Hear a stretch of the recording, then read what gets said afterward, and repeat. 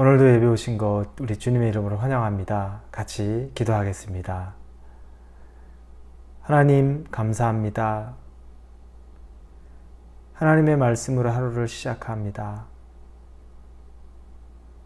하나님께서 생각하고 계시고 우리 개인에게 말씀하기 원하시는 것들을 이 말씀을 통하여 우리에게 전하여 주옵소서. 지혜가 없고 들을 기가 없지만 우리의 마음이 하나님에게를 향하고 진심이 담겨 있다면 하나님의 음성을 들을 줄로 믿습니다. 말씀이 우리에게 전하는 하나님의 마음을 우리가 깨닫게 하여 주옵소서. 예수님의 이름으로 기도합니다. 아멘. 오늘 하나님이 우리에게 주시는 말씀은 이사야 53장입니다. 이사야 53장 1절부터 12절까지의 말씀입니다. 53장 전체 말씀인데요. 이사야 53장 1절부터 12절입니다. 우리 찾으셨으면 53장 1절부터 같이 읽도록 하겠습니다. 우리가 전한 것을 누가 믿었느냐? 여호와의 팔이 누구에게 나타났느냐? 그는 주 앞에서 자라나기를 연한 순 같고 마른 땅에서 나온 뿌리 같아서 고운 모양도 없고 풍채도 없은즉 우리가 보기에 흠모할 만한 아름다운 것이 없도다. 그는 멸시를 받아 사람들에게 버림받았으며 간고를 많이 겪었으며 질고를 아는 자라. 마치 사람들이 그에게서 얼굴을 가리는 것 같이 멸시를 당하였고 우리도 그를 귀히 여기지 아니하였도다. 그는 실로 우리의 질고를 지고 우리의 슬픔을 당하였거늘 우리는 생각하기를 그는 징벌을 받아 하나님께 맞으며 고난을 당한다 하였노라. 그가 찔림은 우리의 허물 때문이요 그가 상함은 우리의 죄악 때문이라. 그가 징계를 받음으로 우리는 평화를 누리고 그가 채찍에 맞음으로 우리는 나음을 받았도다. 우리는 다 양과 같아서 그릇 행하여 각기 제 길로 갔거늘 여호와께서는 우리 모두의 죄악을 그에게 담당시키셨도다. 그가 곤욕을 당하여 괴로울 때에도 그의 입을 열지 아니하였으며 마치 도수장으로 끌려가는 어린 양과 털 깎은 자 앞에서 잠잠한 양같이 그의 입을 열지 아니하였도다. 그는 곤욕과 신문을 당하고 끌려갔으나 그 세대 중에 누가 생각하기를 그가 살아있는 자들의 땅에서 끊어짐은 마땅히 형벌받을 내 백성의 허물 때문이라 하였으리요. 그는 강포를 행하지 아니하였고 그의 입에 거짓이 없었으나 그의 무덤이 악인들과 함께 있었으며 그가 죽은 후에 부자와 함께 있었도다. 여호와께서 그에게 상함을 받게 하시기를 원하사 질고를 당하게 하셨은즉 그의 영혼을 속건제물로 드리기에 이르면 그가 씨를 보게 되며 그의 날은 길 것이요 또 그의 손으로 여호와께서 기뻐하시는 뜻을 성취하리로다. 그가 자기 영혼에 수고한 것을 보고 만족하게 여길 것이라. 나의 의로운 종이 자기의 지식으로 많은 사람을 의롭게 하며 또 그들의 죄악을 친히 담당하시리로다. 그러므로 내가 그에게 존귀한 자와 함께 몫을 받게 하며 강한 자와 함께 탈취한 것을 나누게 하리니 이는 그가 자기 영혼을 버려 사망에 이르게 하며 범죄자 중에 하나로 헤아림을 받았음이니라. 그러나 그가 많은 사람의 죄를 담당하며 범죄자를 위하여 기도하였느니라. 오늘 말씀은 예수 그리스도 메시아 그리고 고난받는 종에 대한 그 말씀입니다. 이사야 53장은 우리가 참 익숙하게 그리스도의 고난과 또 그 고난을 받는 종의 모습, 이 모습을 우리가 잘 알고 있는데 우리가 익숙하지만 그러나 그 안에 익숙한 가운데서 다시 한번 익숙하지 않은 하나님의 메시지를 좀 볼 수 있기를 바랍니다. 너무나 익숙한 내용을 보면 성경을 볼 때도 친숙한 내용, 잘 아는 내용은 잘 보지 않고 아는 내용인 것을 알고 금방 눈으로 읽고 지나갑니다. 예수님이 어쩌면 우리에게 그런 분입니다. 너무 많이 들었습니다. 그리고 예수님의 고난, 순환, 죽음 너무 많이 듣고 절기마다 들었고 알고 있고 그래서 그 부분은 잘 알고 있다고 생각해서 금방 지나쳐버립니다. 그러나 오늘 말씀을 통해서 그냥 지나치기에는 예수 그리스도의 죽음이 우리에게 얼마나 큰 의미인가를 우리가 넘어갈 수 없기 때문에 좀 더 자세히 보려고 합니다. 예수님은 이 땅에 오셔서 정말 볼품없는 모습으로 오셨습니다. 그 모습이 2절에 나옵니다. 그는 주 앞에서 자라나기를 연한 순 같고 마른 땅에서 나온 뿌리 같아서 고운 모양도 없고 풍채도 없은즉 우리가 보기에 흠모할 만한 아름다운 것이 없도다. 풍채도 사람이 보기에도 멋진 모습은 찾아보기 어렵다는 거죠. 맞습니다. 예수님이 이 땅에 태어날 때부터 말 구유에서 태어나셨고 그리고 나사렛이라는 동네에서 그곳에서 자라납니다. 살아갑니다. 볼품없는 사람들, 지극히 평범한 사람들, 아니 어쩌면 평범보다도 더 못한 사람들 틈에서 사셨습니다. 그렇기 때문에 저와 여러분의 삶을 다 이해하는 겁니다. 우리가 평범한 삶이라고 생각하지만 어떨 때 평범하지 않은 일들을 많이 겪었습니다. 예수님은 평범하지 않은 삶을 친히 육신을 입고 사셨기 때문에 그 모습을 아시는 겁니다.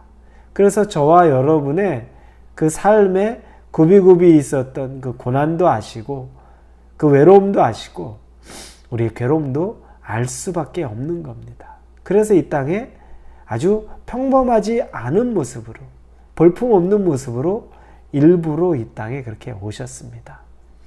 대접받기 위해 오신 것 아니고 대우받기 위해 오신 것 아니고 철저하게 우리를 이해하고 우리를 알고 또 우리를 죄를 속하기 위하여 대속하기 위하여 그 모습으로 오셨다는 겁니다. 그리고 3절부터 9절까지는 구체적으로 예수님의 고난의 모습이 등장합니다. 어떻게 예수님이 고난을 받았나? 우리 영화에서 보면 잘 알죠.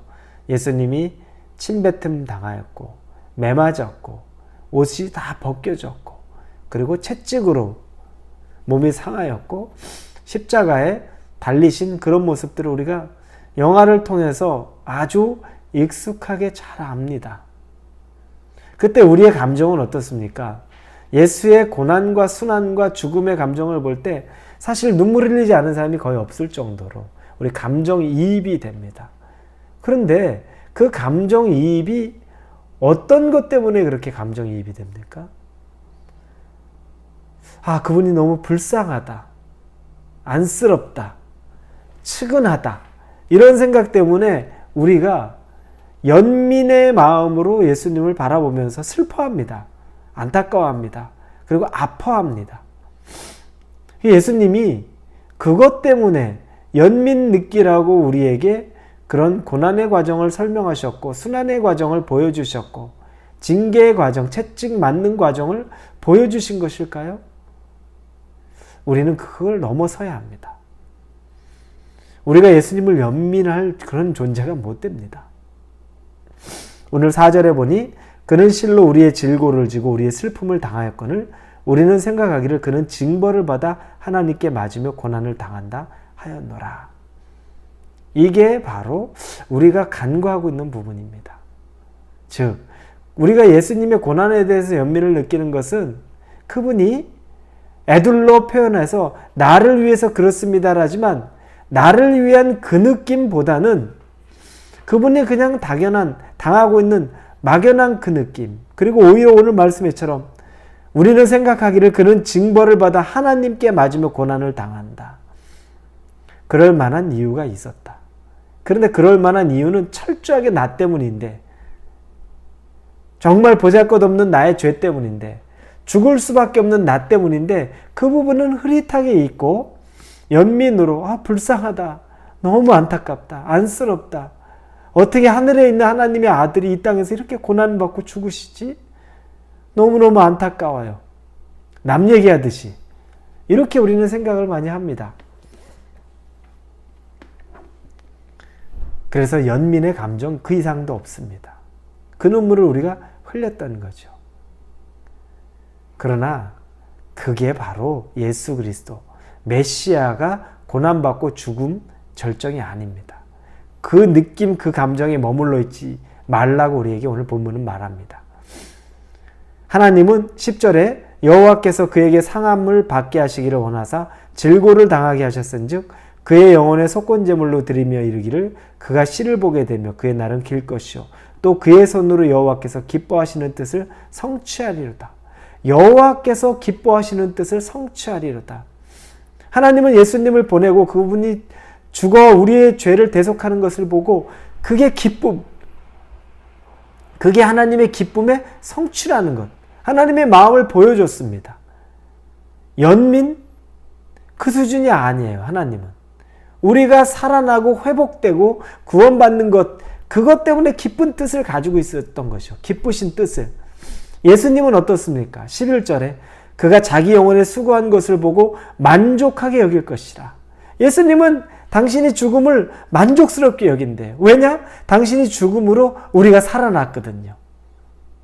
하나님이나 예수님은 이 단계에 가 있어요. 우리의 죽음, 나의 죄를 대속해주고 다시 살아나는 것에 기뻐하고 만족스러워하고 즐거워하고 있는데 우리는 나는 쏙 빠지고 그분 너무 불쌍해, 그분 너무 짠해, 딱 거기에만 머물러 있어요. 그래서 예수님과의 친밀함도 우리가 없고, 그래서 죄에 대한 우리의 그냥 나 자신의 죄를 짓고 있는 나 자신에 대한 그런 안타까운 마음, 그런 아주 절망적인 마음도 없는 겁니다.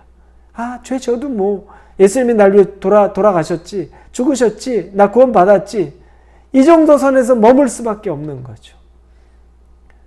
나를 위해 이 기쁘신 뜻을 위해서 그 죽음조차도 기뻐하셨던 그분을, 그 깊이를 안다면 우리가 쉽게 죄 짓고서 예수님의 얼굴을 아무렇지도 않게 말 몇 마디로 회개합니다라고 말할 수 없다는 거죠. 사랑하는 우리 성도 여러분, 오늘 하루를 사시면서 예수님은 우리를 위해 죽으시고 하나님은 예수님을 보내서 당신의 아들을 죽게 하셨음을 기뻐하고 만족해 하셨다고 말합니다. 우리는 그분의 기쁨과 만족이 나의 삶에서 내가 정말 너를 위해서 잘 죽었구나, 네가 정말 그 뜻에 맞게 잘 살고 있구나라고 하는 것들의 증표, 증거로 우리의 삶이 남기를 바랍니다. 예수님이 보며 통탄하시면서 너의 그 모습을 위해서 내가 죽는 것, 그건 아니지 않냐라는 것, 하나님이 내 기쁜 뜻이 너의 지금 이 모습을 보려고 내가 그런 건 아니지 않느냐. 우리 하나님의 이런 음성, 이런 모습을 보지 않고 정말 만족스럽고 기쁨으로 우리의 삶이 오늘 하나님에게 초점 맞추고 죄에 대해 민감하고, 그래서 주님과 아주 친밀한 삶을 살 수 있기를 예수님 이름으로 축원합니다. 같이 기도합니다. 예수님의 모습을 바라보면서 하나님이 기뻐하셨고 예수님 자신은 만족스럽게 생각하셨습니다. 그러나 우리는 예수님이 당한 그 고난을 당연히 당해야 될 이유가 있다고 생각하고 살았습니다. 남 얘기인 것처럼 불쌍하게 여겼고 짠하게만 여겼습니다. 그것이 나 때문이고 내 죄 때문인데 그렇게 그 부분에 있어서는 둔감했습니다. 용서해 주옵소서, 변화시켜 주옵소서, 새롭게 하게 하여 주옵소서. 그리고 오늘 친밀한 주님을 만나서 주님과 동행하게 하여 주옵소서. 예수님의 이름으로 기도합니다. 아멘.